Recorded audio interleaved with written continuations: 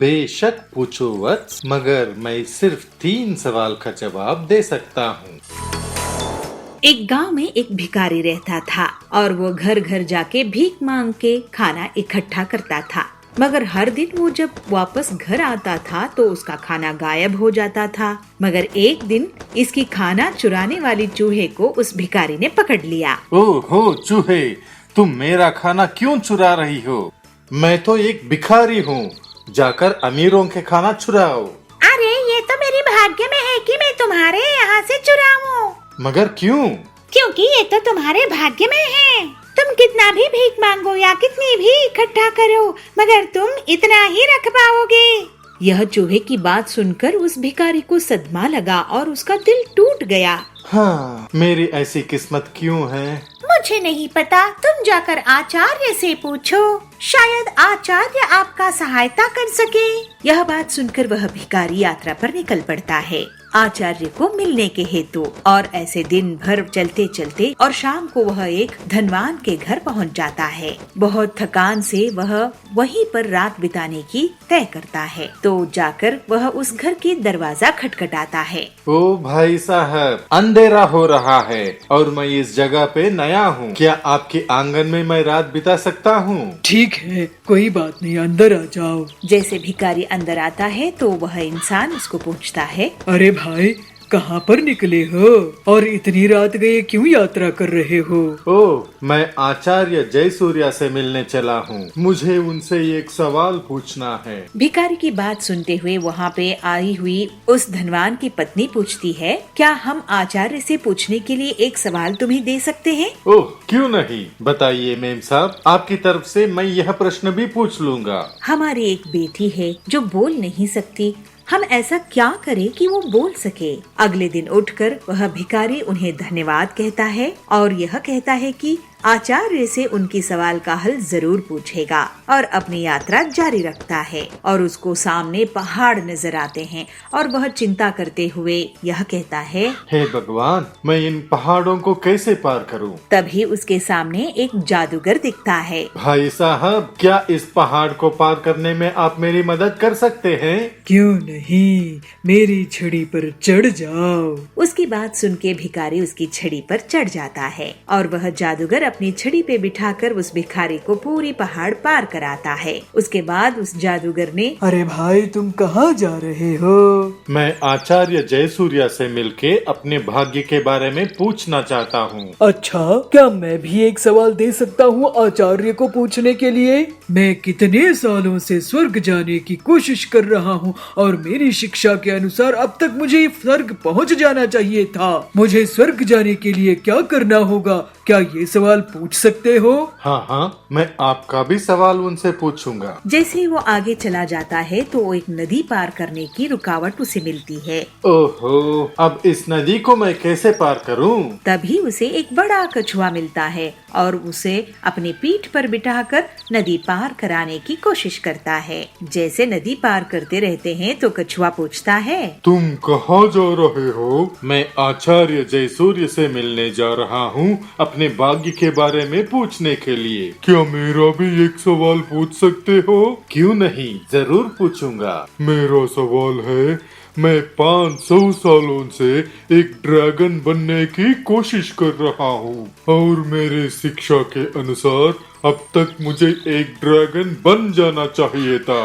धन्यवाद प्यारे कछुए, मुझे नदी पार कराने के लिए। भिखारी कछुए को धन्यवाद कहते हुए और आगे बढ़ता है। आखिरकार वह भिखारी आचार्य जयसूर्या के कुटीर पहुंच जाता है। हाँ, पहुंच गया मैं। अब तो मैं आचार्य जी से मिलकर ही रहूंगा। सबके सवालों को अपने जहन में सोचते हुए वह भिखारी अंदर पहुंचता है और आचार्य को सादर प्रणाम करता है। आचार्य, आप कृपया मेरा नमस्कार स्वीकार करें।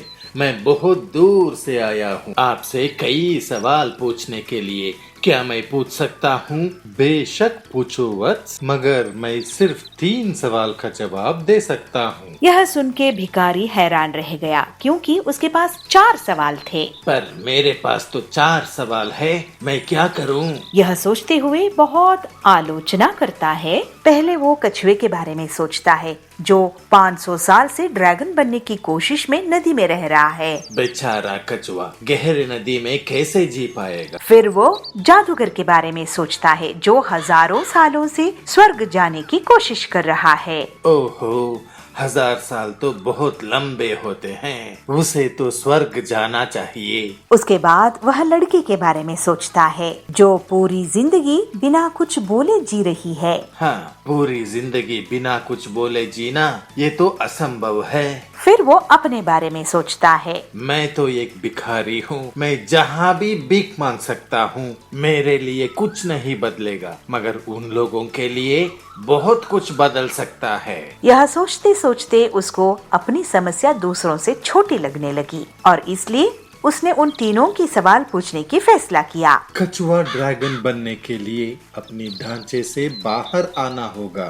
उसने मोह त्याग दिया तो वो जरूर ड्रैगन बनेगा। भिखारी की पहले प्रश्न को तो उत्तर मिल गया। दूसरी प्रश्न भिखारी पूछता है जादूगर के बारे में, तो आचार्य ऐसे उत्तर देते हैं, जादूगर को छड़ी की मोह छोड़ना पड़ेगा। छड़ी के ऊपर उसका मोह ही उसे स्वर्ग जाने से रोक रहा है। जादूगर का भी हल मिलने के बाद वह लड़की के बारे में प्रश्न पूछता है, तो बिना बोलने वाले लड़की का क्या? लड़की जरूर बोल पाएगी जब वो अपने हमसफर से मिलेगी। धन्यवाद आचार्य जी। आचार्य जयसूर्या उसको आशीर्वाद देते हैं और मुस्कुरा के उसे विदा कर देते हैं। वह भिखारी आचार्य को प्रणाम करके अपने घर के ओर निकल पड़ता है। नदी के पास वह कछुआ भिखारी को फिर से मिला। क्या तुमने मेरे सवाल का जवाब पूछा? हाँ, बस तुम अपने ढांचा निकाल दो और ड्रैगन बन जाओगे। कछुआ अपने ढांचा निकाल देता है। उस ढांचे के अंदर बहुत सारे कीमती मोतियां थी और ड्रैगन कहता है, इन्हें तुम रख लो, मेरी तरफ से तुम्हें धन्यवाद। भिखारी को सारी मोती देते हुए कछुआ ड्रैगन बन के उड़ जाता है। जैसे ही पहाड़ तक पहुंचता है भिखारी, तो वो जादूगर फिर से उसे मिलता है। अरे जादूगर, आप अपने छड़ी नीचे रख दो, स्वर्ग की दरवाजे आपके लिए खुले हैं। सच में? ऐसे जादूगर छड़ी भिखारी को दे देता है और स्वर्ग की तरफ चल पड़ता है। अब भिखारी के पास कछुए के दिए हुए मोतियां हैं और जादूगर की छड़ी। वह भिखारी वापस उस परिवार के पास पहुंचता है जिसने रात को सहारा दिया था। वह परिवार भिखारी को देखकर खुश हुए और अपनी सवाल की जवाब सुनने के लिए कातुर थे। आचार्य जी ने कहा है कि जब आपकी बेटी अपने हमसफर से मिलेगी तब बोल पाएगी।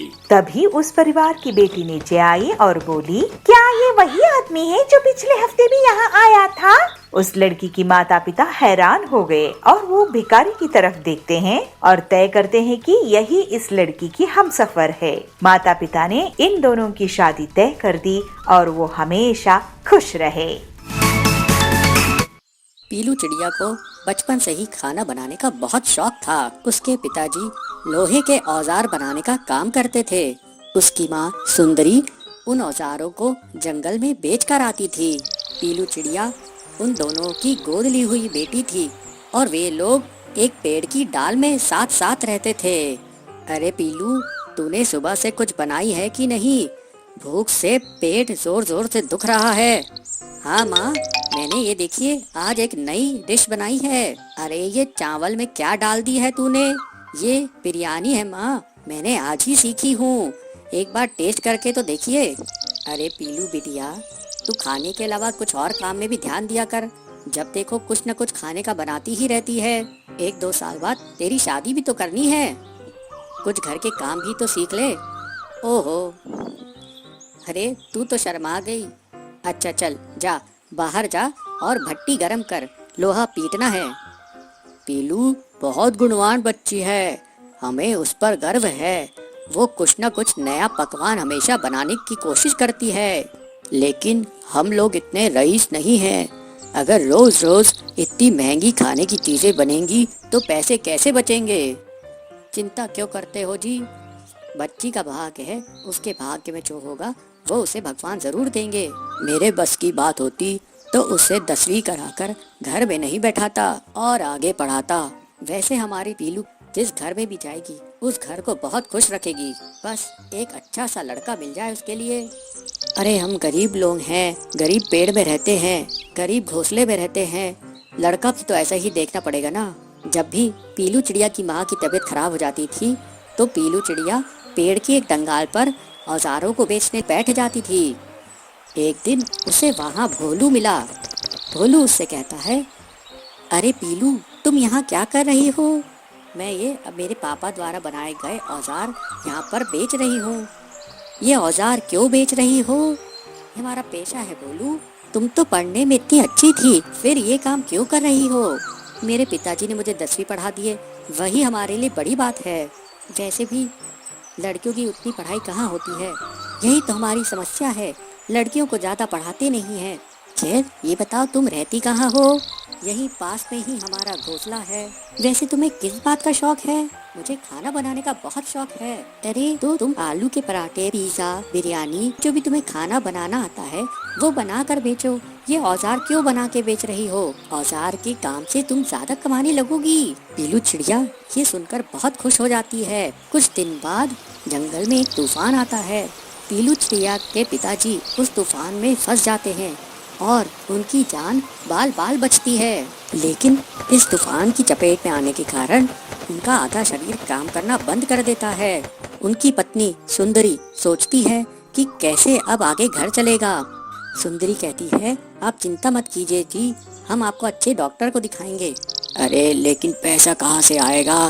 पीलू की शादी भी तो करनी है। पीलू इस बात को सुनकर बहुत दुखी हुई और वो अपने पिताजी के पास आकर बोली, पिताजी आप चिंता मत कीजिए, मैं हूँ ना, मैं और मेहनत करूँगी और मैं और माँ कोई न कोई रास्ता जरूर निकाल लेंगे। पीलू की बात सुनकर उसके पिताजी कहते हैं, अरे बेटा तू इतनी छोटी है, तू क्या क्या करेगी? पीलू कहती है, पिताजी जब तक पिताजी आप ठीक नहीं हो जाते मैं घर के बाहर आलू के पराठे, पिज्जा बनाकर बेचा करूँगी। अरे पीलू ये काम करोगी तो लोग क्या कहेंगे? पीलू समझदारी से जवाब देती है, पिताजी जब मैं जंगल में औजार बेचती हूँ तब क्या कोई कुछ कहता है? हाँ में हाँ मिलाते हैं। अगले दिन पीलू भट्टी पर पिज्जा बनाती है और अपने माँ पिताजी को कहती है, माँ पिताजी ये पिज्जा एक बार खा के देखिए कैसा बना है। पीलू के माँ और पिताजी उस पिज्जा को खाते हैं। पीलू चिड़िया की तारीफ करते हैं, अरे वाह ये तो बहुत स्वादिष्ट लग रहा है, हमने तो ऐसा कभी कुछ नहीं खाया था, अब मैं यही काम करूँगी। पीलू की माँ कहती है, लेकिन ये सब तेरे दिमाग में आया कहाँ से? माँ मुझे ये सलाह भोलू ने दी। ये भोलू कौन है? माँ भोलू मेरे साथ स्कूल में पढ़ता था। इस तरह पीलू चिड़िया पिज्जा और आलू के पराठे बेचने लगी और जो भी पक्षी उसके यहाँ पिज्जा और आलू का पराठा खाता वो उसका फैन हो जाता। इस तरह से पीलू चिड़िया धीरे धीरे अपनी मेहनत से प्रसिद्ध होने लगी। दूर दूर से पक्षी पीलू चिड़िया के पास पिज्जा और पराठा खाने आने लगे और उसके पास काफी पैसा जमा हो गया। फिर एक दिन पीलू चिड़िया अपने पिताजी को लेकर बड़े डॉक्टर के पास जाती है।